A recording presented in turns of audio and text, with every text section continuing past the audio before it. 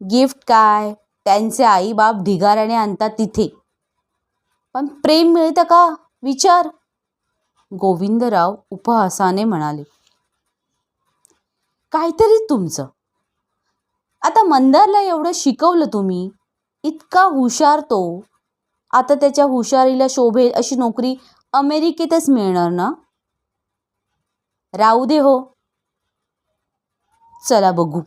श्यामलताई उठल्या. गोविंदरावांना त्यांच्या या स्वभावाचे नेहमी आश्चर्य वाटे.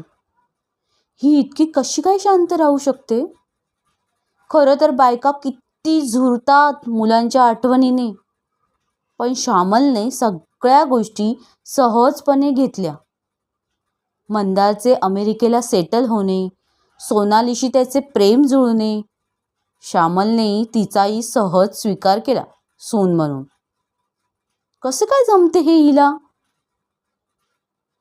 ती विचारते आज काय झाले म्हणून. पण श्यामल, मला हे प्रश्न रोजच पडतात रिटायर झाल्यापासून. आलात जीवश्य कंटक्ष मित्राला भेटून.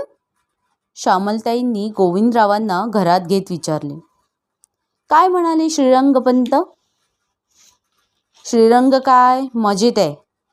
नातवाची स्कॉलरशिपची परीक्षा आहे आता ह्या आठवड्यात.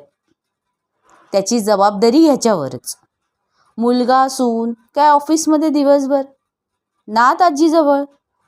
मग काय श्रीरंग आहेच.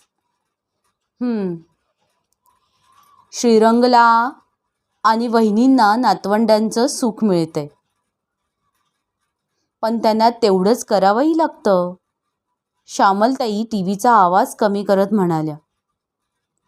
कुठल्या नात्यात देवघेव असतेच, अगदी आई बाप आणि मुलांमध्येही.